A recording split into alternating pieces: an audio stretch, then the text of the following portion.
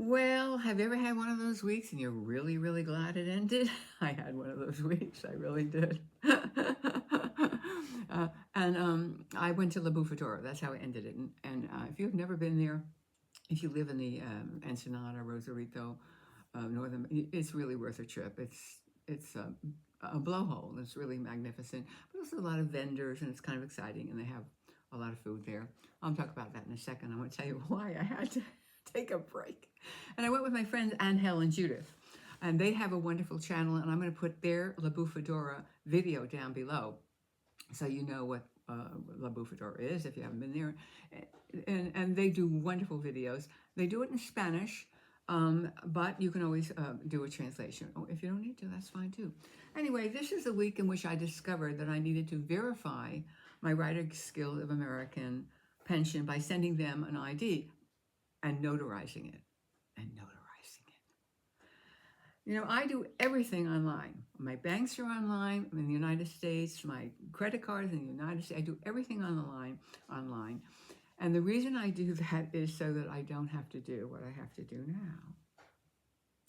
Because getting something, a document notarized, especially a document from the United States, in Mexico is very difficult because notaries in Mexico are not like, you know, at the stationery store or at the bank. They don't take a course and they get a stamp and they can stamp things. Mexico's notaries are appointed. They're generally judges, they may be attorneys, but they're appointed by the government for this job. It's a job for life, like the Supreme Court. And it used to be, because I used to be able to go to a notary like 5-6 years ago, which is when they used to do it, but then they stopped. They stopped for all these years. And the problem was, and this is kind of the problem, I missed the notes from that. First of all, they were sending mail, which of course I don't get. But they actually, and sometime in August, they sent me a notice to my email account, to one of my other ones. Okay, here's a tip. I really don't like Outlook. I don't like how controlling the Microsoft people are. I just don't like it. I don't love Google, but I really dislike Outlook. So I just put certain kinds of things over in Outlook that I don't have to deal with usually, like my accounts for the Writers Guild and like my Social Security, which turns out to be a bad mistake. And I've actually had Outlook since it was Hotmail. So I've had Outlook for, I don't know, since like the 1990s when it was Hotmail. And you know, so I've gone through all the changes with them. And now I'm going, like, enough changes. I just need these things. And you know how difficult it is. Have you ever tried to change your email for your Social Security? They may request that I go there. I ain't touching nothing. Anyway, I'm checking. I check usually once a month, and I go down and it says, "This will be your last warning." from the producers ready to go. This will be your last warning. I've got your account, your payments will be suspended. I'm an old lady. I'm 85 years old. I go, what do you mean? What do you mean, my list? What happened to the rest of them? Well, it turns out they did send something beginning in August. I think I just ignored it because what comes from the Producers Writers Guild is usually a once a year report that says, this is your annual report. And I go, who cares? I don't care. Just keep putting the check in my account. I don't care. Anyway, I called them right away. I said, look, what do you mean? Well, I'd missed the deadline. The deadline was September 11th, and I discovered this on like October 17th. Which was Friday. Things went downhill from there.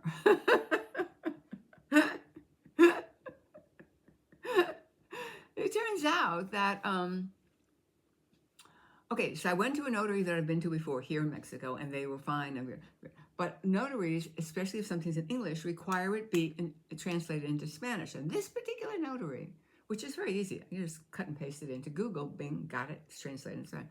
But this particular notary, who I've used before, they wanted it to be a certified one, which meant that I should call a lawyer.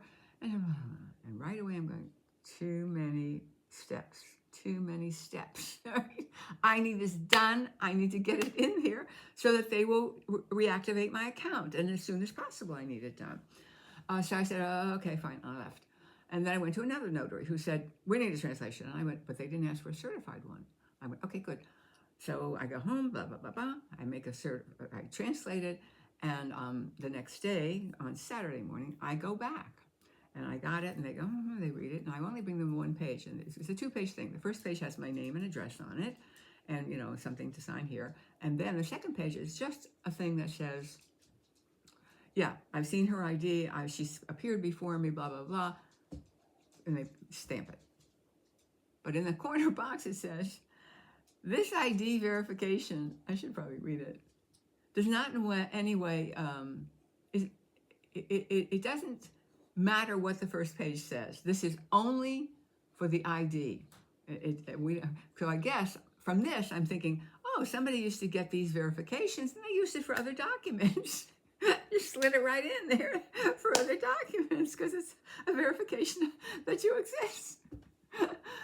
So okay, fine. So I go, and on the second time that they do see me, which is very nice. They see me and the young woman who speaks about as much English as I speak Spanish. We communicate, and she takes it to the notary, who reads it and says, yes, we can do this for you.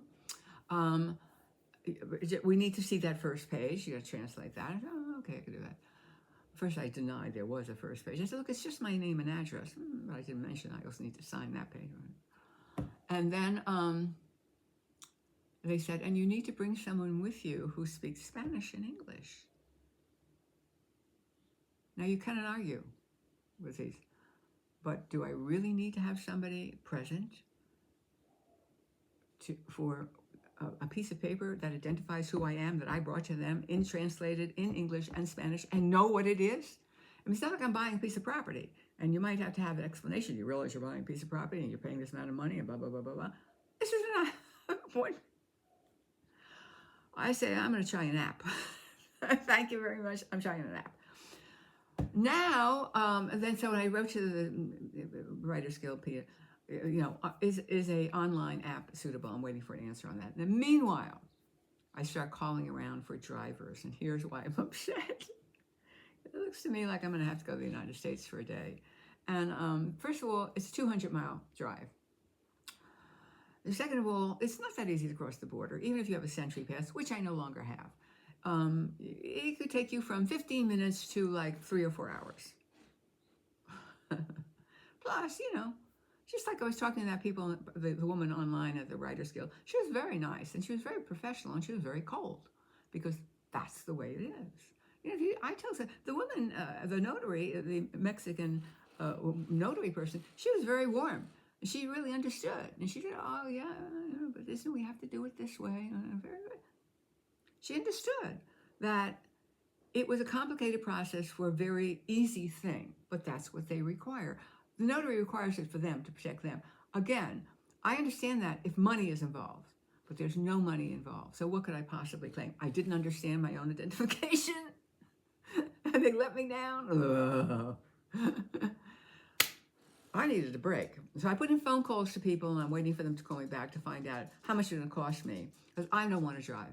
I just don't want to drive. I actually want somebody to drive my car with me in it to the United States. I don't want to drive. But if you drive with people that do this for sort of a living, often there's 2 or 3 other people who are going in the car with them. And by the way, it doesn't cost, a minimum price is $100. And it can go up to $170 to be driven across the border and to run your errands. And I have one errand. One errand. The bank. Notarize this. Go across to the postal annex. Mail this. Okay. So I needed a break. I really needed a break. And I needed a margarita. And guess what? Our margaritas came in this wonderful jar. After I'd seen this lovely place that my friends have rented, well, actually, they made a wonderful deal on this. It's right on the cliffs, and they have incredible views. It's just unbelievable. I couldn't live there. I would always be thinking, I'm going to fall off the cliff. I know I'm going to fall off this cliff. One day I'm going to walk out there and fall off the cliff. I need ground. I need, real land around me, but it's beautiful. So we went to the Bufadora, and we had a wonderful time. And down below is a video. We'll tell you about our wonderful time. Well, it'll tell you about La Bufadora in case you ever want to go there. And we drank margaritas, and we ate fish tacos. And I am so grateful. I'm just so grateful that I live here. And, I'm facing that I have to check my emails more regularly.